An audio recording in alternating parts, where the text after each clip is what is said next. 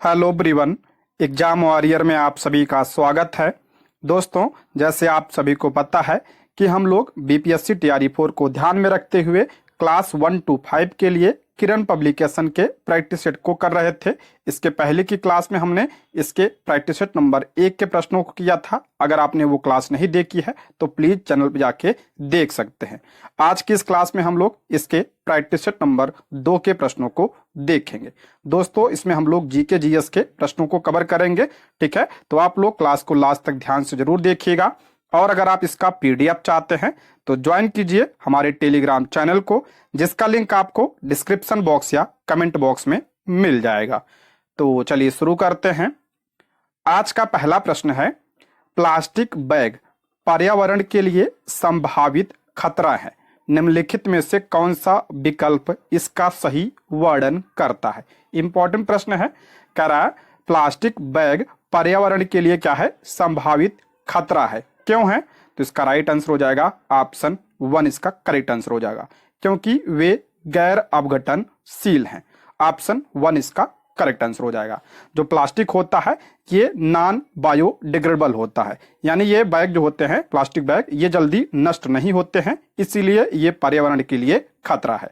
और plastic bag में कई तरह के रसायन होते हैं जो मिट्टी और पानी को प्रदूषित भी करते हैं। ठीक है, इसका राइट आंसर हो जाएगा ऑप्शन 1। नेक्स्ट है, सबसे स्थिर पारिस्थितिकी तंत्र कौन सा है। सबसे स्थिर और सबसे बड़ा पारिस्थितिकी तंत्र कौन सा है? तो समुद्र या महासागर। ऑप्शन 1 इसका करेक्ट आंसर हो जाएगा। इंपॉर्टेंट प्रश्न है, ये आपके एग्जाम में पूछा गया है। ठीक है, नेक्स्ट बढ़ते हैं। निम्नलिखित में से कौन द्वितीयक प्रदूषक है। कह रहा है कौन द्वितीयक प्रदूषक है। देखिए, जो प्रदूषक होते हैं ये दो प्रकार के होते हैं। एक होता है आपका प्राथमिक प्रदूषक और दूसरा होता है आपका द्वितीयक प्रदूषक। प्राथमिक प्रदूषक और द्वितीयक प्रदूषक। प्राथमिक प्रदूषक की बात करें तो ये प्रदूषक सीधे स्रोत से उत्पन्न होते हैं। ठीक है, सीधे स्रोत यानी जैसे वाहन हो गया, फैक्ट्री हो गया, बिजली संयंत्र हो गए, वहां से जो प्रदूषक उत्पन्न होते हैं वो कौन से प्रदूषक कहलाते हैं? तो प्राथमिक प्रदूषक कहलाते हैं। जैसे आपका कार्बन डाइऑक्साइड हो गया, ठीक है, कार्बन मोनोऑक्साइड हो गया और सल्फर डाइऑक्साइड हो गया, ये सब प्राथमिक प्रदूषक के उदाहरण हैं। द्वितीय प्रदूषक की बात करें तो द्वितीय प्रदूषक ये प्राथमिक प्रदूषक से उत्पन्न होते हैं। जैसे आपका स्मॉग हो गया, स्मॉग या धुंध जिसे कहा जाता है। ठीक है, और ओजोन हो गया। ठीक है, ओजोन और पैन ये सब द्वितीय प्रदूषक के उदाहरण हैं। एक और ध्यान रखिएगा, नाइट्रिक एसिड ये भी आपका द्वितीय प्रदूषक है। H2SO4 यानी सल्फ्यूरिक अम्ल भी क्या है, आपका द्वितीय प्रदूषक के उदाहरण है। तो इसमें कौन सा हो जाएगा? ऑप्शन 1 इसका करेक्ट आंसर हो जाएगा। धुंध जो है ये द्वितीय प्रदूषक का उदाहरण है। इंपॉर्टेंट प्रश्न है, ये भी आपके एग्जाम में पूछा गया है। ठीक है, नेक्स्ट है, परमाणु के केंद्र में धनावेशित भाग कहलाता है। परमाणु के केंद्र में धनावेशित भाग को क्या कहा जाता है? उसे नाभिक कहा जाता है। ऑप्शन 3 इसका करेक्ट आंसर हो जाएगा। नाभिक। नाभिक में क्या होता है? तो प्रोटॉन होता है और न्यूट्रॉन होता है। प्रोटॉन और न्यूट्रॉन नाभिक में होता है। और प्रोटॉन पर कौन सा चार्ज होता है? तो इस पे जो है धनात्मक चार्ज होता है और न्यूट्रॉन पर कोई चार्ज नहीं होता है। इसलिए जो नाभिक होता है ये क्या होता है? धनावेशित होता है। इंपॉर्टेंट है, ये पूछा जाता है कि नाभिक क्या होता है, तो ये धनावेशित होता है। तो ऑप्शन 1 इसका करेक्ट आंसर, सॉरी ऑप्शन 3 इसका करेक्ट आंसर हो जाएगा, नाभिक। ठीक है, नेक्स्ट है, घड़ियों में प्रयुक्त क्वार्ट्ज क्रिस्टल है। घड़ियों में प्रयुक्त क्वार्ट्ज क्रिस्टल है, तो इसका करेक्ट आंसर हो जाएगा ऑप्शन 2। सिलिकॉन डाइऑक्साइड का प्रयोग किया जाता है। ऑप्शन 2 इसका करेक्ट आंसर हो जाएगा, सिलिकॉन डाइऑक्साइड। नेक्स्ट है, निम्नलिखित में से ऊर्ध्वपातन के उदाहरण क्या है? इंपॉर्टेंट है, यह भी प्रश्न आपके एग्जाम में पूछा गया है। निम्नलिखित में से जो है कौन सा ऊर्ध्वपातन का उदाहरण है? तो शुष्क बर्फ बिल्कुल करेक्ट है। कपूर ये भी करेक्ट है। बर्फ नहीं है, तो इसमें आपका हो जाएगा 1 और 2। ऑप्शन 1 इसका करेक्ट आंसर हो जाएगा। ऊर्ध्वपातन किसे कहा जाता है? देखिए, जब कोई ठोस पदार्थ गर्म करने पर सीधे वाष्प में बदल जाता है। ठीक है, ठोस पदार्थ को गर्म करने पर सीधे वाष्प में जो बदल जाता है उस प्रक्रिया को क्या कहा जाता है? उसे ऊर्ध्वपातन कहा जाता है। ऊर्ध्वपातन को और किस नाम से जाना जाता है ये भी ध्यान रखिएगा। इसे उदात्तीकरण भी कहा जाता है और इंग्लिश में इसे सब्लिमेशन भी कहा जाता है। ठीक है, ठोस से डायरेक्ट वाष्प में बदलने की प्रक्रिया को क्या कहा जाता है? ऊर्ध्वपातन कहा जाता है। इसके उदाहरण ध्यान रखिएगा, शुष्क बर्फ, कपूर और नेप्थलीन इसके उदाहरण हैं। तो ऑप्शन 1 इसका करेक्ट आंसर हो जाएगा, पहला और दूसरा। ठीक है, नेक्स्ट जल का पीएच मान है। जल का पीएच मान कितना होता है? तो 7 होता है। ऑप्शन 2 इसका करेक्ट आंसर हो जाएगा। देखिए पीएच स्केल में अगर पीएच 7 होता है तो क्या होता है? उदासीन होता है। ठीक है, और जल क्या है? उदासीन होता है। अगर पीएच जो है 7 से ज्यादा है, पीएच 7 से ज्यादा है तो क्या होता है? तो क्षारीय होता है। और अगर पीएच जो है 7 से कम है तो क्या होता है? तो अम्लीय होता है। ठीक है, ये भी आप लोग ध्यान रखिएगा।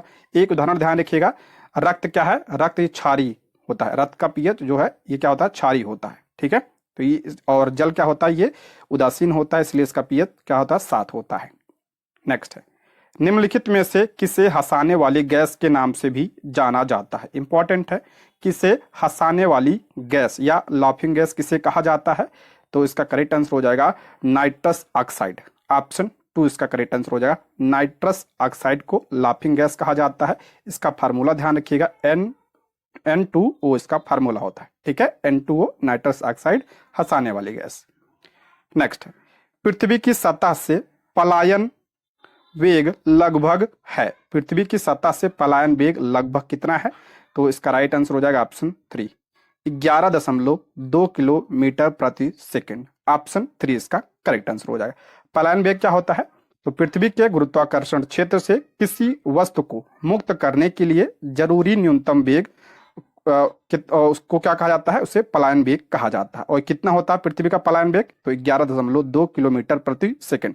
यानी इस वेग से अगर किसी वस्तु को फेंका जाता है तो ये पृथ्वी के गुरुत्वाकर्षण क्षेत्र से मुक्त हो जाती है। ठीक है, तो ऑप्शन 3। नेक्स्ट है, उच्च पर्वतीय क्षेत्रों में नाक से रक्तस्राव होता है क्योंकि? कह रहा उच्च पर्वतीय क्षेत्रों में नाक से रक्तस्राव होता है क्योंकि? तो इसका करेक्ट आंसर हो जाएगा ऑप्शन 1, रक्त कोशिकाओं का दबाव बाहरी दबाव से क्या हो जाता है? अधिक होता है, इसलिए ऑप्शन 1 इसका करेक्ट आंसर हो जाएगा। देखिए जैसे जैसे हम ऊपर जाते हैं या पहाड़ों पे जाते हैं वहां पे क्या होता है? दाब कम हो जाता है, और जब दाब कम हो जाता है तो हमें सांस लेने में दिक्कत होने लगती है। ठीक है, और उस समय क्या होता है? रक्त कोशिकाओं का दबाव बाहरी दबाव से क्या हो जाता है? अधिक हो जाता है, इसलिए नाक से खून आने लगता है। ठीक है, ऑप्शन 1 इसका करेक्ट आंसर हो जाएगा। नेक्स्ट है, निम्नलिखित में से कौन सा शब्द दिए गए वाक्य का वर्णन करता है? देखते हैं इसमें, तापमान दिया पहला, आर्द्रता, वर्षा, हवा की गति आदि के संबंध में किसी स्थान पर वातावरण की दिन प्रतिदिन की स्थिति। कह रहा है तापमान, आर्द्रता, वर्षा, हवा की गति आदि के संबंध में किसी स्थान पर वातावरण की दिन प्रतिदिन की स्थिति को क्या कहा जाता है? इसे मौसम कहा जाता है। ऑप्शन 3 इसका करेक्ट आंसर हो जाएगा, मौसम। देखिए मौसम जो है कम समय के लिए होता है, यानी दिन प्रतिदिन की जो स्थिति होती है उससे क्या कहा जाता है? मौसम कहा जाता है।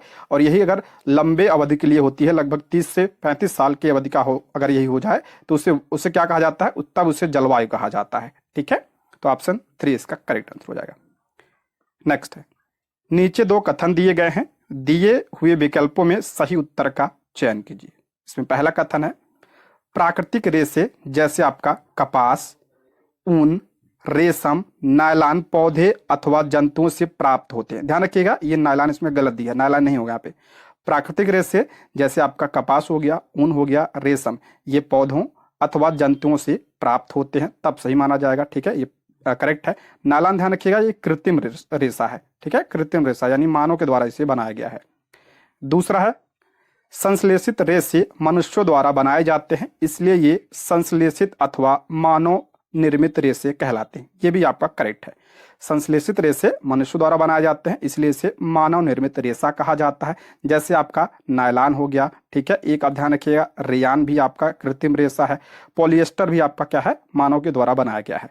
तो आपका दोनों कथन सही है, तो इसका करेक्ट आंसर हो जाएगा आपका ऑप्शन 1। कथन पहला और कथन दूसरा दोनों सही है, ऑप्शन 1 इसका करेक्ट आंसर हो जाएगा। नेक्स्ट है, निम्नलिखित में से किसे पीटा जा सकता है और पतली सीट में बदला जा सकता है। इंपॉर्टेंट है, करेक्ट जो है, किससे पीटा जा सकता है और पतली सीट में बदला जा सकता है। आप सभी को पता है किससे पीटा जा सकता है, तो धातु को जो है पीट कर उसे पतली सीट में बदला जा सकता है। तो इसमें से धातु कौन सा है, तो इसमें जस्ता यानी जिंक क्या है आपका, ये धातु है। ऑप्शन 1 इसका करेक्ट आंसर हो जाएगा, ठीक है, जस्ता। विषाणु से होने वाला रोग है, विषाणु यानी वायरस से होने वाला इनमें से कौन सा रोग है। टाइफाइड नहीं, टाइफाइड जो है ये बैक्टीरिया से होता है। हैजा, हैजा भी बैक्टीरिया से होता है। ऑप्शन 3 सामान्य सर्दी जुकाम जो होता है ये किससे होता है, तो ये वायरस से होता है, ठीक है, ये वायरस से होता है। वायरस से होने वाले और रोगों की बात करते हैं तो ध्यान रखिएगा, एड्स हो गया, ठीक है, एड्स हो गया, चिकन पॉक्स हो गया, डेंगू हो गया, खसरा हो गया, ये सब जो है किससे फैलते हैं, तो ये वायरस से फैलते हैं। और बैक्टीरिया से फैलने वाले रोग की बात करें तो टाइफाइड, हैजा, टीबी, प्लेग, कुष्ठ रोग, डिप्थीरिया, ये सब जो है किससे होते हैं, तो ये बैक्टीरिया से होते हैं। इंपॉर्टेंट है, ध्यान रखिएगा। नेक्स्ट है, उष्ण कटिबंधीय क्षेत्र में सामान्यतः उष्ण जलवायु होती है क्योंकि इसकी अवस्थिति के आसपास होती है। कह रहा उष्ण कटिबंधीय क्षेत्र में सामान्यतः उष्ण जलवायु होती है यानी गर्म जलवायु होती है क्योंकि इसकी अवस्थिति के आसपास होती है। किसके आसपास, तो भूमध्य रेखा के आसपास होती है, इसलिए ये कैसी होती है, उष्ण जलवायु होती है यहाँ पे। तो ऑप्शन क्या हो जाएगा, 3 इसका करेक्ट आंसर हो जाएगा, भूमध्य रेखा, ठीक है। नेक्स्ट है, समुद्र और महासागरों की गहराई को मापने के लिए किस उपकरण का प्रयोग किया जाता है। समुद्र और महासागरों की गहराई, ध्यान रखिएगा, गहराई को मापने के लिए किसका उपयोग किया जाता है, तो फैदोमीटर का उपयोग किया जाता है, ठीक है, फैदोमीटर। नेक्स्ट है, निम्नलिखित में से किसे फरवरी 2024 में भारत के सर्वोच्च नागरिक पुरस्कार भारत रत्न देने की घोषणा की गई। फरवरी 2024 में भारत रत्न देने की घोषणा किसे किया गया था, तो इसका राइट आंसर हो जाएगा ऑप्शन 1 लाल कृष्ण आडवाणी को। ऑप्शन 1 इसका करेक्ट आंसर हो जाएगा। ध्यान रखिएगा 2024 में कितने लोगों को, 5 लोगों को भारत रत्न दिया गया। किसे किसे, तो लाल कृष्ण आडवाणी, कर्पूरी ठाकुर, चौधरी चरण सिंह, पीवी नरसिम्हा राव और MS स्वामीनाथन। फिर से ध्यान रखिएगा, कर्पूरी ठाकुर, लाल कृष्ण आडवाणी, चौधरी चरण सिंह, पीवी नरसिम्हा राव और MS स्वामीनाथन, 5 लोगों को भारत रत्न दिया गया था, ठीक है। नेक्स्ट है, मनुष्य की लार में कौन सा एंजाइम मौजूद होता है। मनुष्य की लार में कौन सा एंजाइम मौजूद होता है, तो एमाइलेज मौजूद होता है। ऑप्शन 2 इसका करेक्ट आंसर हो जाएगा, एमाइलेज। ये पूछा गया प्रश्न है, ध्यान रखिएगा, एमाइलेज क्या करता है, तो ये स्टार्च को शर्करा में तोड़ता है। ऑप्शन 2 इसका करेक्ट आंसर हो जाएगा। पेप्सिन, ध्यान रखिएगा, ये प्रोटीन के पाचन में सहायक होता है पेप्सिन। और रेनिन, ध्यान रखिएगा, दूध में जो प्रोटीन होता है केसिन, केसिन प्रोटीन ये दूध में होता है और रेनिन क्या करता है, इसको पचाने में मदद करता है, ठीक है। नेक्स्ट है, लाखों कंप्यूटर नेटवर्क का एक विशाल नेटवर्क डैश का गठन करता है। करा लाखों कंप्यूटर नेटवर्क का एक विशाल नेटवर्क किसका गठन करता है, तो इंटरनेट का गठन करता है। ऑप्शन 1 इसका करेक्ट आंसर हो जाएगा। नेक्स्ट बढ़ते हैं, राज्यसभा के 1/3 सदस्य सेवानिवृत्त होते हैं। राज्यसभा के 1/3 सदस्य सेवानिवृत्त होते हैं यानी रिटायर होते हैं कितने साल बाद, तो हर 2 साल में।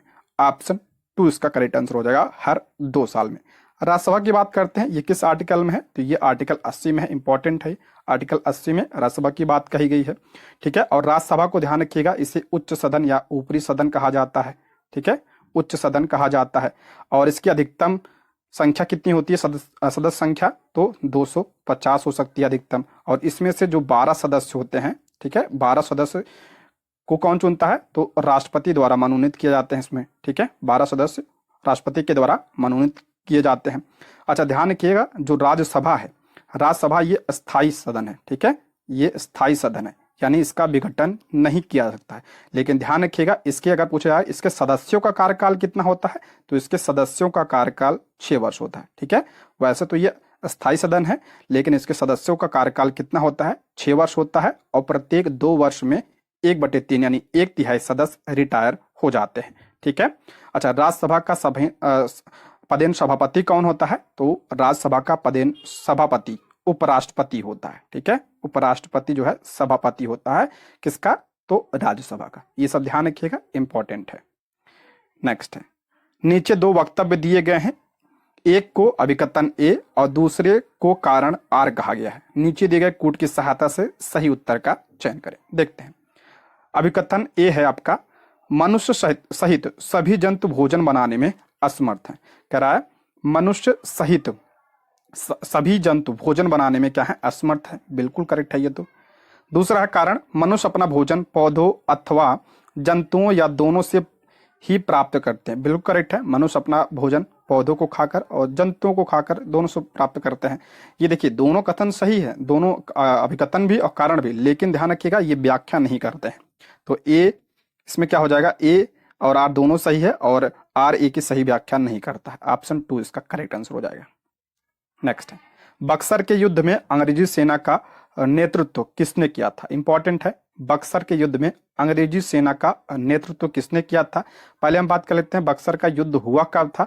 तो ध्यान रखिएगा ये 1764 में बक्सर का युद्ध हुआ था। किसके बीच हुआ था? तो ब्रिटिश ईस्ट इंडिया कंपनी यानी अंग्रेजी सेना और भारतीय शासकों के बीच यह युद्ध हुआ था। भारतीय शासकों की तरफ से कौन कौन था? तो ध्यान रखिए, ध्यान से सुनिएगा। अवध के नवाब सुजाउद्दौला शामिल थे इसमें, और मीर कासिम शामिल था। ठीक है, अवध के नवाब सुजाउद्दौला, मीर कासिम और मुगल बादशाह शाह आलम द्वितीय की संयुक्त सेना और अंग्रेजी सेना के बीच यह युद्ध हुआ था। और अंग्रेजी सेना का नेतृत्व किसने किया था? तो हेक्टर मुनरो ने किया था। ऑप्शन क्या हो जाएगा? 3 इसका राइट आंसर हो जाएगा, हेक्टर मुनरो। और इसमें जो है अंग्रेजों की जीत हुई थी और इसीलिए इसे क्या, बक्सर के युद्ध को क्या कहा जाता है? इसे निर्णायक युद्ध भी कहा जाता है। ध्यान रखिएगा, इसे निर्णायक युद्ध भी कहा जाता है। और बक्सर के युद्ध के बाद ही ध्यान रखिएगा 1765 में इलाहाबाद की संधि भी होती है। ठीक है।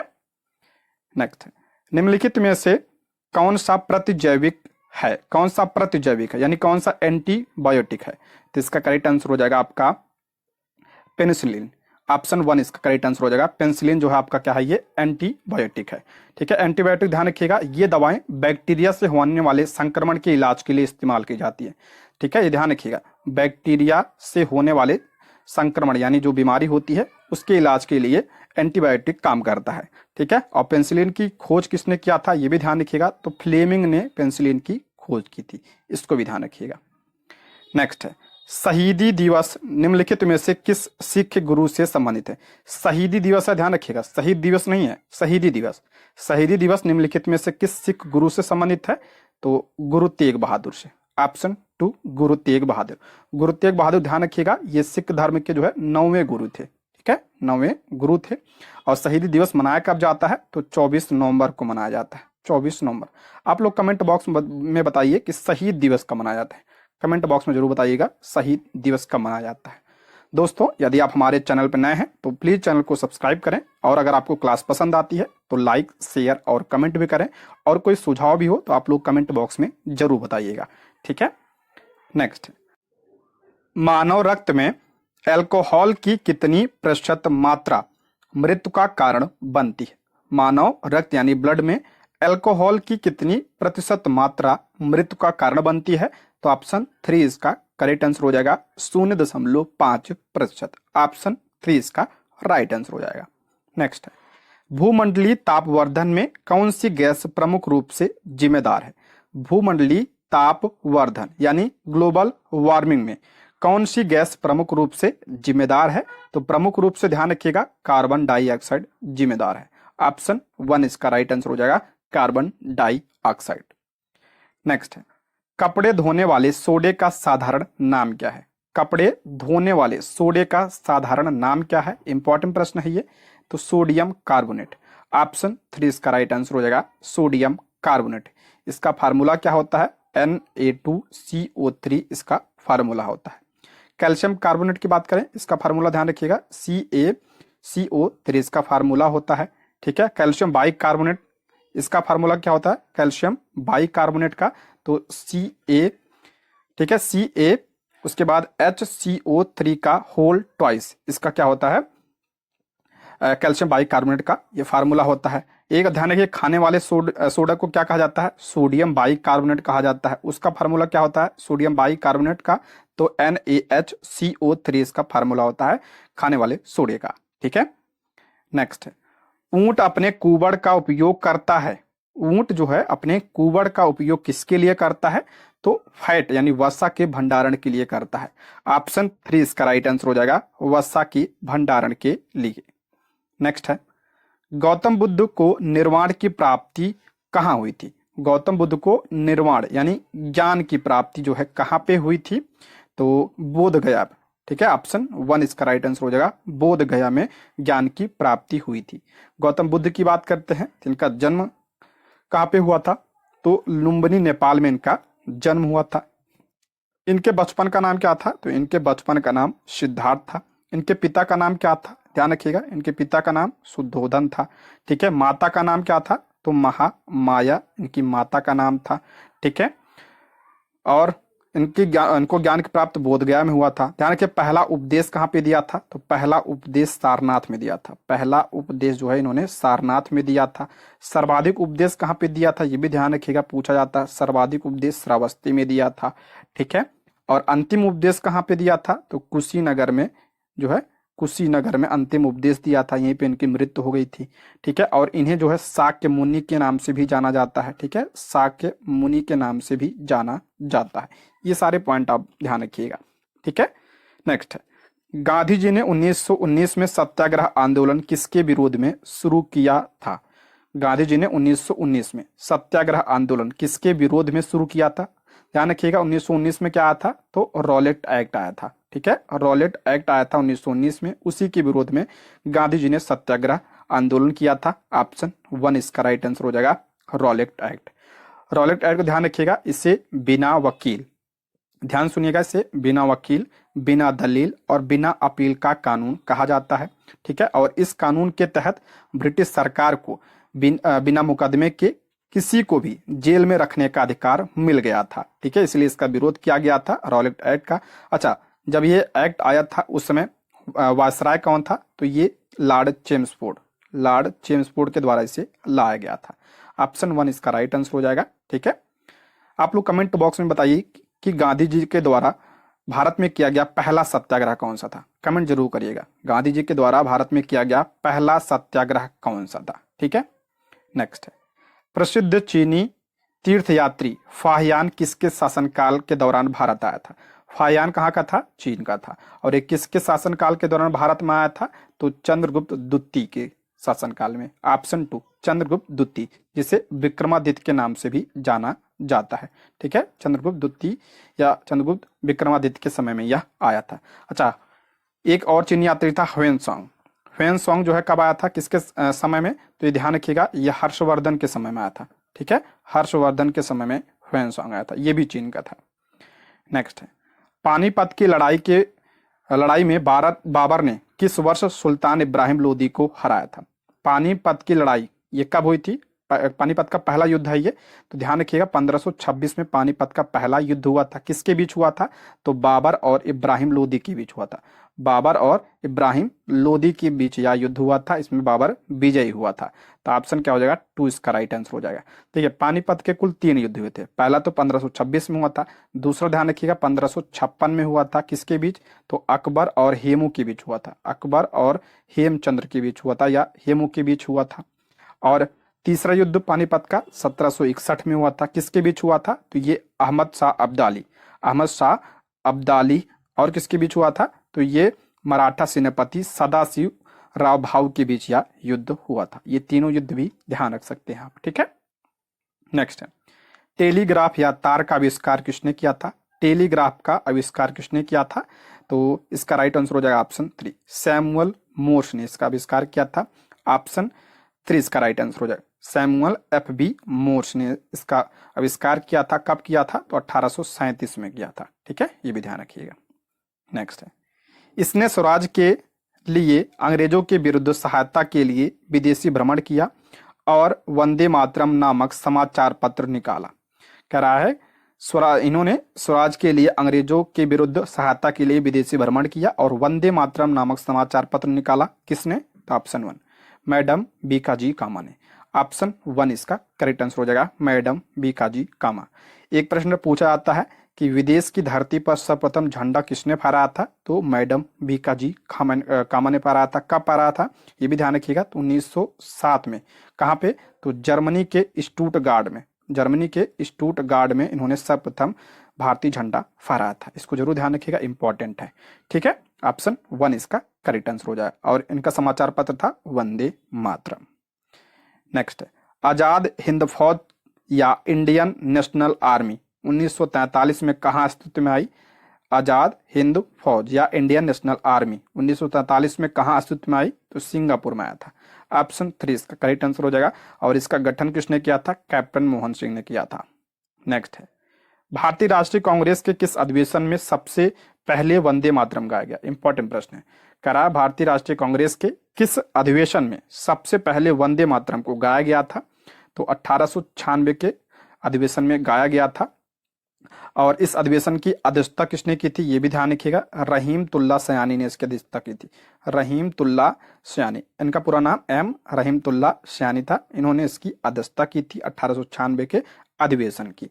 ठीक है, और ये भी ध्यान रखिएगा कि सबसे पहले यानी इस अधिवेशन में किसने गाया था इसको, तो रविन्द्रनाथ टैगोर ने गाया था। ये भी ध्यान रखिएगा, रविन्द्रनाथ टैगोर ने वंदे मातरम जो है उस समय गाया था। वंदे मातरम की बात करते हैं तो ये कहाँ से लिया गया है, तो ये आनंद मठ से लिया गया है। ठीक है, आनंद मठ से लिया गया है वंदे मातरम। आनंद मठ किसकी रचना है, तो बंकिम चंद्र चटर्जी की रचना है। ये भी ध्यान रखिएगा, बंकिम चंद्र चटर्जी की रचना है। और ये इसका प्रकाशन कब हुआ था, तो 1882 में। ये इंपॉर्टेंट है, कई बार पूछा गया है। आनंद मठ का प्रकाशन ये 1882 में हुआ था। इसकी रचना जो है किसने किया था, बंकिम चंद्र चटर्जी ने किया था। और यहीं से वंदे मातरम लिया गया है। और सबसे पहले वंदे मातरम 1896 के अधिवेशन में गाया गया था। और इस अधिवेशन की अध्यक्षता रहीमतुल्लाह सयानी ने किया था। और वंदे मातरम गाया किसने था, तो रविन्द्रनाथ टैगोर ने गाया था। ठीक है, ये भी ध्यान रखिएगा। नेक्स्ट है हमारे शरीर की सबसे मजबूत मांसपेशियां यह होती है। हमारे शरीर की सबसे मजबूत मांसपेशियां कौन सी है, तो हृदय की मांसपेशियां। ऑप्शन 2 इसका राइट आंसर हो जाएगा, हृदय की। ठीक है, नेक्स्ट है 1922 में आयोजित भारतीय राष्ट्रीय कांग्रेस के गया अधिवेशन के अध्यक्ष कौन थे। इसके पहले जो पिछला प्रैक्टिस सेट था पहला वाला, उसमें भी ये प्रश्न था। 1922 में आयोजित भारतीय राष्ट्रीय कांग्रेस का जो गया अधिवेशन था, इसकी अध्यक्षता किसने किया था, तो CR दास ने किया था। यानी चित्तरंजन दास ने इसकी अध्यक्षता की थी गया अधिवेशन की। ठीक है, और CR दास की बात करते हैं तो इन्हें देश बंधु के नाम से जाना जाता है। ठीक है, देश बंधु के नाम से। और इन्होंने किसकी स्थापना की थी, तो स्वराज पार्टी की स्थापना की थी। ठीक है, स्वराज पार्टी की स्थापना किया था कब, 1923 में। किसके साथ मिलकर, तो मोतीलाल नेहरू के साथ मिलकर इन्होंने इसकी स्थापना की थी। नेक्स्ट, भारत को उष्ण कटिबंधीय और उपोष्ण कटिबंधीय क्षेत्रों में विभाजित करने के लिए आधार के रूप में लिया गया जनवरी समताप रेखा। करा भारत को उष्ण कटिबंधीय और उपोष्ण कटिबंधीय क्षेत्रों में विभाजित करने के लिए आधार के रूप में किसे लिया गया है, तो 18 डिग्री सेल्सियस। ऑप्शन 2 इसका करेक्ट आंसर हो जाएगा, जनवरी समताप रेखा 18 डिग्री सेल्सियस। नेक्स्ट, निम्नलिखित में से कौन बिहार में रेशम कपड़ा उत्पादन केंद्र, बहुत ज्यादा इंपॉर्टेंट है, कई बार पूछा गया TRE 1 में भी, 2 में भी, 3 में भी। निम्नलिखित में से कौन बिहार में रेशम कपड़ा उत्पादन केंद्र है, तो ध्यान रखिएगा भागलपुर। ऑप्शन 3 भागलपुर रेशम के लिए प्रसिद्ध है और इसीलिए इसे सिल्क सिटी कहा जाता है। ठीक है, सिल्क सिटी कहा जाता है। नेक्स्ट, भारत में सर्वाधिक वर्षा वाला स्थान है। भारत में सर्वाधिक वर्षा वाला स्थान कल ही बताया था, तो मौसिनराम मेघालय। ऑप्शन 3 मौसिनराम मेघालय। नेक्स्ट, मानचित्र तथा ग्लोब में एक दूसरे को काटती रेखाओं को क्या कहा जाता है। मानचित्र तथा ग्लोब में एक दूसरे को जो रेखाएं काटती हैं उसे भौगोलिक ग्रिड कहा जाता है। ऑप्शन 3। ठीक है, नेक्स्ट, भारतीय संविधान द्वारा कितनी भाषाओं को मान्यता दी गई है। इंपॉर्टेंट है, भारतीय संविधान में कितनी भाषाओं को मान्यता दी गई है, तो 22 भाषाओं को मान्यता दी गई है। ऑप्शन 3 इसका करेक्ट आंसर हो जाए। अच्छा, ये भाषाएं जो है किस अनुसूची में है, तो ये 8वीं अनुसूची में। ध्यान रखिए, 8वीं अनुसूची में। देखिए, जब संविधान बना था उस समय जो है कितनी भाषाओं को मान्यता दिया गया था, मात्र 14 भाषाओं को मान्यता दिया गया था, 14 भाषा।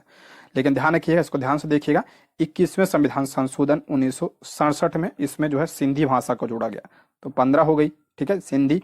उसके बाद 71वें संविधान संशोधन 1992 के द्वारा जो है कौन कौन सी भाषा जोड़ी गई, तो ध्यान से देखिएगा, कोंकणी भाषा, ठीक है, कोंकणी भाषा, मणिपुरी भाषा, ठीक है, मणिपुरी और नेपाली, ये 3 भाषाएं जोड़ी गई 71वें संविधान संशोधन के द्वारा।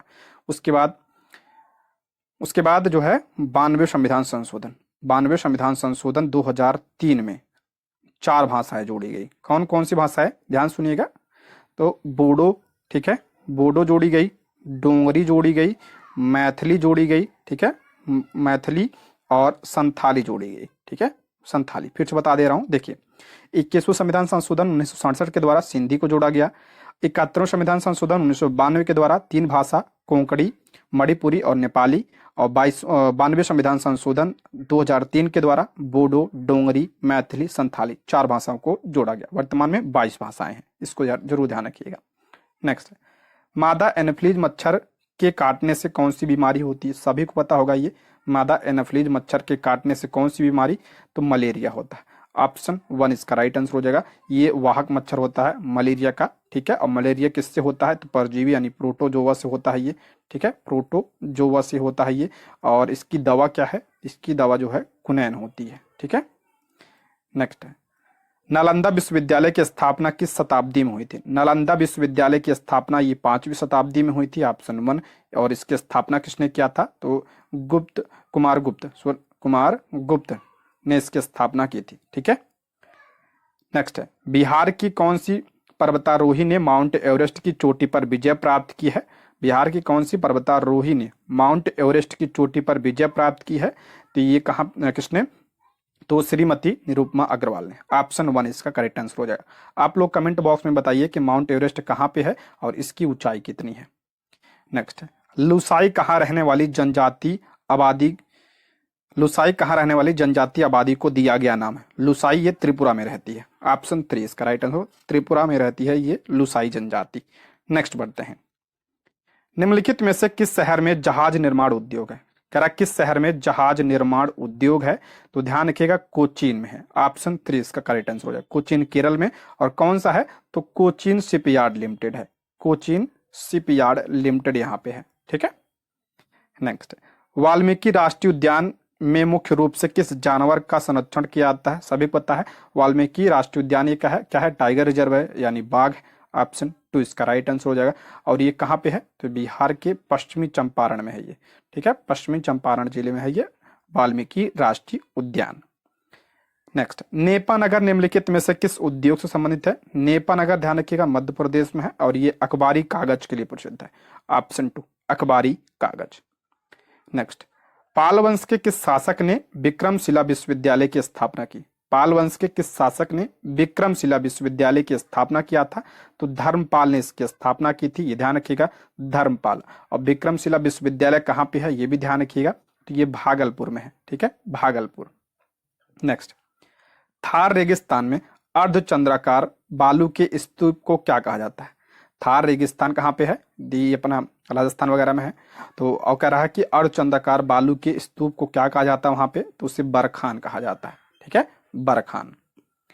नेक्स्ट, निम्नलिखित में से कौन सा कार्य स्थानीय स्वशासन का विषय नहीं है। कह रहा है कौन सा कार्य स्थानीय स्वशासन का विषय नहीं है, तो सार्वजनिक व्यवस्था ये स्थानीय स्वशासन का विषय नहीं है, तो ये राज्य का विषय है, ठीक है, ये राज्य का विषय है। बाकी स्वच्छता, सार्वजनिक उपयोगिताएं, सेवाएं, ये दोनों है, लेकिन सार्वजनिक व्यवस्था ये राज्य सरकार का विषय है, ठीक है। नेक्स्ट है, 2 या 2 उससे अधिक नदियों के मिलन स्थल को क्या कहा जाता है। जहां पे 2 या उससे अधिक नदियां मिलती हैं उसे क्या कहा जाता है, उसे संगम कहा जाता है, ठीक है, संगम। ऑप्शन 3। नेक्स्ट है, किस भारतीय शहर को 7 द्वीपों का शहर कहा जाता है। किस भारतीय शहर को 7 द्वीपों का शहर, तो मुंबई को कहा जाता है। ऑप्शन 1 मुंबई। नेक्स्ट, निम्नलिखित में से किसे उत्तरी आयरलैंड का प्रथम मंत्री या प्रधानमंत्री 3 फरवरी 2024 को बनाया गया है, तो इसका करेक्ट आंसर हो जाएगा मिशेल ओ'नील को बनाया गया था। ऑप्शन 1 पुराना करंट अफेयर है। नेक्स्ट है, निम्नलिखित में से कौन सा जानवर 14-15 साल की आयु के बाद अपने झुंड को छोड़कर अकेले रहने लगता है। करा कौन सा जानवर 14-15 साल की आयु के बाद अपने झुंड को छोड़कर अकेले रहने लगता है, तो हाथी रहता है। ध्यान रखिएगा हाथी, जो कि ऑप्शन में नहीं है। ऑप्शन 5 उपयुक्त में से कोई नहीं। सीट वगैरह में ज्यादा पूछा जाता है प्रश्न ये वाला। नेक्स्ट, निम्नलिखित अवस्था में से किसके लिए बल की आवश्यकता होती है? करा जो है किसके लिए बल की आवश्यकता होती है? पहला, किसी वृत्ताकार पथ पर एक कण को स्थिर गति से चलामान रखने के लिए बल की आवश्यकता पड़ती है, बिल्कुल करेक्ट है ये।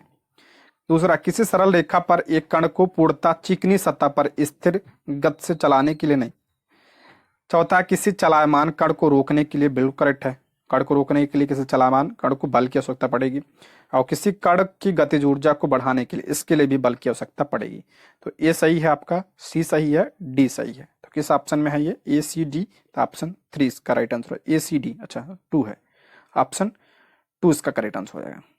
नेक्स्ट है, प्रकाश की एक किरण समतल दर्पण पर आपतित होती है या परावर्तित होने पर अपने पुराने पथ से 90 डिग्री कोण से विचलित हो जाती है। इसका आपतन कोण कितना होगा? तो 45, ठीक है, 45 डिग्री, ऑप्शन 2। नेक्स्ट, भूमि की उर्वरा शक्ति को परिपोषित करने वाला जीव समूह है। कह रहा है भूमि की उर्वरा शक्ति को बढ़ाने या परिपोषित करने वाला जीव समूह कौन सा है इसमें से? तो जैविक खाद, ऑप्शन 2, जैविक खाद। नेक्स्ट बढ़ते हैं, निम्नलिखित में से कौन भारत की मुख्य भूमि को रामेश्वरम द्वीप से अलग करता है? करा कौन जो है भारत की मुख्य भूमि को रामेश्वरम द्वीप से अलग करता है? तो इसका राइट आंसर हो जाएगा ऑप्शन 2 इसका करेक्ट आंसर हो जाएगा, पंबन चैनल, ऑप्शन 2 इसका राइट आंसर हो जाएगा। ठीक है, पाक जल डमरू मध्य ध्यान रखिएगा, ये भारत और श्रीलंका के बीच है। दूसरा 122 है, एक चक्रवात को विश्व के विभिन्न हिस्सों में अलग अलग नामों से जाना जाता है। जापान में इसे क्या कहा जाता है? तो जो उष्णकटिबंधीय चक्रवात होता है उसे जापान में क्या कहा जाता है? उसे टाइफून कहा जाता है, ऑप्शन 3 इसका राइट आंसर हो जाएगा, टाइफून। और अमेरिका वगैरह में इसे क्या कहा जाता है? इसे साइक्लोन कहा जाता है। और भारत में चक्रवात कहा जाता है, ठीक है, ऑप्शन 3। नेक्स्ट है, बोस्टन बंदरगाह पर 340 चाय के बॉक्सों को समुद्र में फेंका गया। इस घटना को किस नाम से जाना जाता है? इंपॉर्टेंट है ये, 6 to 8 में पूछा गया प्रश्न है ये, हिस्ट्री में वर्ल्ड हिस्ट्री का प्रश्न है। बोस्टन बंदरगाह पर 340 चाय के बॉक्सों को समुद्र में फेंका गया। इस घटना को बोस्टन टी पार्टी कहा जाता है, ऑप्शन 3 इसका करेक्ट आंसर हो जाएगा, बोस्टन टी पार्टी। और ये घटना कब हुई थी? तो 16 दिसंबर 1773 को यह घटना हुई थी। अच्छा, इसका नेतृत्व किसने किया था ये भी ध्यान रखिएगा, तो सैमुअल एडम्स ने इसका नेतृत्व किया था, ठीक है, सैमुअल एडम्स। नेक्स्ट, भारत के किस राज्य में ग्रामीण ओलंपिक्स का आयोजन प्रत्येक वर्ष होता है? किस राज्य में ग्रामीण ओलंपिक्स का आयोजन होता है? तो जनवरी फरवरी महीने में, ध्यान रखिएगा, किस कहाँ पे? पंजाब में, ऑप्शन 2 पंजाब। आप लोग कमेंट बॉक्स में बताइए कि वर्तमान में पंजाब की क्या मुख्यमंत्री कौन है। नेक्स्ट, पाषाण युग में काटने के लिए समानता प्रयुक्त उपकरण को कहा जाता था। पाषाण युग में काटने के लिए समानता प्रयुक्त उपकरण को क्या कहा जाता था? उसे गणासा कहा जाता था, ऑप्शन 2 गणासा। नेक्स्ट, विषुवत रेखा के समीप तापमान सबसे अधिक होता है क्योंकि? करा विषुवत रेखा के समीप जो है तापमान सबसे अधिक होता है क्यों? तो ऑप्शन 1, क्योंकि ताप छोटे क्षेत्र में केंद्रित होता है, ऑप्शन 1 इसका करेक्ट आंसर हो जाएगा। विषुवत रेखा या भूमध्य रेखा जिसे 0 डिग्री अक्षांश कहा जाता है। नेक्स्ट, अग्नेय शैल में निम्नलिखित में से कौन से तत्व नहीं पाए जाते हैं? अग्नेय शैल में कौन से तत्व नहीं पाए जाते हैं? पहला है, मैग्मा के ठंडे होने के कारण बने हैं, बिल्कुल करेक्ट है। जो अग्नेय शैल है ये मैग्मा के ठंडे होने के कारण बनते हैं, ठीक है, मैग्मा जब ठंडा हो जाता है तो अग्नेय शैल का निर्माण होता है। इसे परतदार चट्टान भी कहते हैं, नहीं, परतदार चट्टान नहीं है। और सिल और डाइक इसमें पाए जाते हैं, तो इसका करेक्ट आंसर हो जाएगा आपका, देखिए इसमें पूछा कौन सा नहीं है, ठीक, 2 नहीं है, ठीक है, ऑप्शन 2 इसका करेक्ट आंसर हो जाएगा, गलत ही पूछा है इसमें। और अग्नेय शैल को प्राथमिक शैल भी कहा जाता है, ध्यान रखिएगा, इसे प्राथमिक शैल भी कहा जाता है। और इसमें जीवाश्म नहीं पाया जाता है, ठीक है। नेक्स्ट, एक या एक से अधिक पोषक तत्वों की कमी के कारण होने वाले रोग को कहते हैं। कह रहा एक या एक से अधिक पोषक तत्वों की कमी से होने वाले रोग को क्या कहा जाता है? उसे अभावजन्य रोग कहा जाता है। ऑप्शन क्या हो जाएगा? 1 इसका राइट आंसर हो जाएगा, अभावजन्य रोग। नेक्स्ट है, गर्म करने पर ठोस के द्रव में बदलने की क्रिया को क्या कहा जाता है? किसी पदार्थ को गर्म करने पर ठोस से द्रव में बदलने की क्रिया को गलनांक कहा जाता है, तो गलना, ऑप्शन 1 इसका राइट आंसर हो जाएगा, गलना। नेक्स्ट, निम्नलिखित में से कौन सा एक पानी का गुण नहीं है? कह रहा है कौन सा पानी का गुण नहीं है? या रंगहीन होता है, बिल्कुल करेक्ट है, पानी रंगहीन होता है। या स्वादहीन होता है, ये भी करेक्ट है। इसमें कोई भी चीज घुल नहीं सकती है, नहीं कोई भी नहीं घुल सकती है, कुछ चीज घुल भी सकती है कुछ नहीं, तो ये गलत हो जाएगा। तो यही हो जाएगा ऑप्शन 3 इसका करेक्ट आंसर हो जाएगा। नेक्स्ट है कोल्हुआ, ये बिहार की प्रसिद्ध ऐतिहासिक स्मारक है। कोल्हुआ बिहार की प्रसिद्ध स्मारक है, तो ये कौन सा हो जाएगा? अशोक स्तंभ, ऑप्शन 1 इसका राइट आंसर हो जाएगा अशोक स्तंभ। नेक्स्ट है अगला है 132, स्टेलेक्टाइल स्थलाकृति का निर्माण होता है। स्टेलेक्टाइल स्थलाकृति का निर्माण किससे होता है? तो ये भूमिगत जल से होता है, ऑप्शन 2 भूमिगत जल के द्वारा। नेक्स्ट है केंद्रीय बजट 2024-25 में राज्यों को हस्तांतरण, अनुदान, ऋण आदि सहित कुल कितने संसाधन हस्तांतरित किए गए? देखिए पुराना बजट है ये, तो ऑप्शन 1 इसका राइट आंसर हो जाएगा। तो नया बजट आ गया है, ठीक है। नेक्स्ट है वैज्ञानिक जो अंतरिक्ष की विभिन्न वस्तुओं तथा तारा, चंद्रमा, ग्रह आदि का अध्ययन करते हैं कहलाते हैं। कह रहा है वैज्ञानिक जो अंतरिक्ष के विभिन्न वस्तुओं, जैसे आपका तारा हो गया, चंद्रमा हो गया, ग्रह हो गया, इन सब का अध्ययन करते हैं तो उसे क्या कहा जाता है? उसे खगोलविद कहा जाता है, ऑप्शन 2 खगोलविद। नेक्स्ट, अनुच्छेद 19 के अंतर्गत कौन सा स्वतंत्रता का अधिकार नहीं है? करा अनुच्छेद 19 के अंतर्गत जो है कौन सा स्वतंत्रता का अधिकार नहीं है? तो ऑप्शन 3 व्यक्तिगत स्वतंत्रता का अधिकार। ये किस आर्टिकल में है? तो आर्टिकल 21 में है ये। बाकी संघ बनाने का अधिकार ये 19 में है। भाषण एवं अभिव्यक्ति की स्वतंत्रता का अधिकार ये भी आपका 19 में है, ठीक है। ये सब क्या है? मूल अधिकार है। मूल अधिकार किस भाग में है? तो ये भाग 3 है, संविधान के भाग 3 में है। और इसे जो है क्या कहा जाता है? इसे संविधान का मैग्ना कार्टा भी कहा जाता है, ठीक है। इंपॉर्टेंट है ये, ध्यान रखिए। वर्तमान में कितने मूल अधिकार हैं? 6 मूल अधिकार हैं। नेक्स्ट है जंतु जिसके शरीर पर कठोर कवच होता है तथा अधिकांशता पानी में रहता है। करा वह जंतु जिसके शरीर पर कठोर कवच होता है, सभी को पता हो कौन सा है? कछुआ होता है, ऑप्शन 2 कछुआ। नेक्स्ट, बिहार के मुख्यमंत्री नीतीश कुमार के बारे में दिए गए निम्नलिखित में से कौन सा कथन सही है? वह जदयू या जेडीयू के राष्ट्रीय अध्यक्ष हैं, सही है। वह 9वीं बार मुख्यमंत्री बने, ये भी करेक्ट है। वह सबसे लंबे समय तक मुख्यमंत्री बने रहे, ये भी आपका क्या है? करेक्ट है। राजद के समर्थन से नीतीश कुमार ने 9वीं बार मुख्यमंत्री पद की शपथ ली है, तो इसमें हो जाएगा ऑप्शन सी इसका राइट आंसर हो जाएगा, उपयुक्त में से एक से अधिक। नेक्स्ट है किसी राज्य के राज्यपाल के संबंध में कौन सा कथन गलत है? करा किसी राज्य के राज्यपाल के बारे में कौन सा कथन गलत है? पहला है राज्यपाल केंद्र सरकार द्वारा नामित होता है, बिल्कुल करेक्ट है। राज्यपाल जो है केंद्र द्वारा नामित होता है, ये सही है। दूसरा, राज्यपाल का चुनाव संसद करती नहीं, संसद नहीं करती है। मैंने बताया था कि राज्यपाल का चुनाव कौन करता है? तो राष्ट्रपति करता है, ठीक है, राष्ट्रपति चुनता है। तो आपका हो जाएगा ऑप्शन 2, यही गलत है, ऑप्शन 2 इसका करेक्ट आंसर हो जाएगा। नेक्स्ट है वर्ष 2024 के गणतंत्र दिवस समारोह में किस मंत्रालय की झांकी ने लोकप्रिय पसंद श्रेणी में शीर्ष स्थान प्राप्त किया? ये 2024 का है, क्योंकि पुरानी बुक है, अभी नई बुक तैयारी पर कोई नहीं आई है, इसलिए इसमें पुराना करंट अफेयर दिया हुआ है। तो इसमें इसके अनुसार जो है 2024 में तो हो जाएगा संस्कृति मंत्रालय। देखिए 2025 की बात करते हैं, 2025 का जो गणतंत्र दिवस हुआ, इसमें राज्य की श्रेणी में जो है, राज्य की श्रेणी में किसे मिला? सर्वश्रेष्ठ झांकी उत्तर प्रदेश को मिला है, ठीक है, उत्तर प्रदेश को मिला है। अगर मंत्रालय की बात करें इसमें तो जनजातीय कार्य मंत्रालय को मिला है। और लोकप्रिय पसंद श्रेणी में अगर मंत्रालय की बात करें तो महिला एवं विकास मंत्रालय को मिला है। ये ध्यान रखिएगा, राज्य वाला ज्यादा इंपॉर्टेंट अक्सर पूछाता है, तो उत्तर प्रदेश को मिला है इसमें। नेक्स्ट, बिहार का राजकीय पक्षी है, बिहार का राजकीय पक्षी क्या है? गौरैया है। और राजकीय पशु क्या है? ये भी ध्यान रखिएगा, राजकीय पशु बिहार का क्या है? बैल है। फूल क्या है? तो फूल जो है गेंदा है, ठीक है, गेंदा फूल जो है। और मछली क्या है? राजकीय मछली तो मांगुर है, ठीक है, मांगुर जो है बिहार की राजकीय मछली है। नेक्स्ट बढ़ते हैं 0 डिग्री सेल्सियस पर 5 ग्राम बर्फ को और 45 डिग्री सेल्सियस पर 20 ग्राम जल को मिश्रित किया जाता है। मिश्रण का तापमान होगा तो कितना होगा? 20 डिग्री सेल्सियस। ऑप्शन क्या हो जाएगा? 2 इसका करेक्ट आंसर हो जाएगा, 20 डिग्री सेल्सियस। एक घर में 60 वाट के 5 लैंप और 75 वाट के 4 पंखे प्रतिदिन 6 घंटे उपयोग में लिए जाते हैं। 30 दिन या 1 महीने में उपयोग की गई कुल यूनिट कितना होगा? तो 108 इकाई, ऑप्शन 1 108 यूनिट।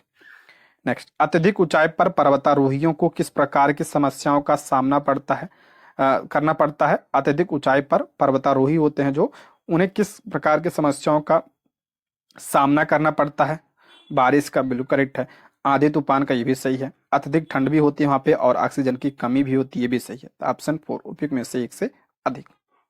नेक्स्ट है, जब मैग्नीशियम और क्लोरीन के बीच अभिक्रिया होती है तब, कह रहा जब मैग्नीशियम और क्लोरीन के बीच अभिक्रिया होती है तब, तो तब क्या होता है? तो ऑप्शन 3, प्रत्येक मैग्नीशियम परमाणु 2 इलेक्ट्रॉनों का त्याग करता है। ऑप्शन 3 इसका करेक्ट आंसर हो जाएगा। नेक्स्ट, निम्नलिखित में से कौन से महासागरों के संदर्भ में सही है? कौन सा महासागरों के संबंध में सही है? पहला, ये महासागर आपस में एक दूसरे से जुड़े होते हैं, बिल्कुल करेक्ट है। जो महासागर हैं ये एक दूसरे से आपस में जुड़े होते हैं। आप लोग कमेंट बॉक्स में बताइए कितने महासागर हैं, उनके नाम भी आप लोग कमेंट बॉक्स में बताइएगा। दूसरा, महासागरीय जल सिर्फ अमावस्या और पूर्णिमा के समय में ही गतिशील रहता, नहीं, ये कोई बात थोड़ी नहीं हुई। तीसरा आपका, तरंगे, ज्वार भाटा तथा महासागरीय धाराएं महासागरीय जल की 3 प्रमुख क्या है? गतियां हैं, ठीक है। और चौथा है, आकार में अटलांटिक महासागर सबसे बड़ा, नहीं, सबसे बड़ा महासागर कौन सा है? तो प्रशांत महासागर है। तो इसका करेक्ट आंसर हो जाएगा आपका पहला, एक और सी आपका सही है, ठीक है, एक और सी, मतलब ए और सी। तो ऑप्शन 1 इसका राइट आंसर हो जाएगा। नेक्स्ट, निम्नलिखित में से कौन सी संरचना प्रोकैरियोटिक कोशिका में नहीं पाई जाती है? कौन सी संरचना प्रोकैरियोटिक कोशिका में नहीं पाई जाती है? तो केंद्रक झिल्ली नहीं पाई जाती है। ऑप्शन 3 इसका राइट आंसर हो जाएगा। केंद्रक झिल्ली इसमें नहीं पाई जाती है। ऑप्शन क्या हो जाएगा? 3 इसका करेक्ट आंसर हो जाएगा। नेक्स्ट बढ़ते हैं हम लोग। सौर कुकर की दीवारें किस रंग की होती हैं? सौर कुकर की दीवारें किस रंग की होती हैं? देखिए, तो काला रंग, काला काला क्या होता है? उष्मा का अवशोषक होता है, इसलिए जो है काले रंग की दीवारें होती हैं, ठीक है। ऑप्शन 3 इसका करेक्ट आंसर हो जाएगा, ठीक है।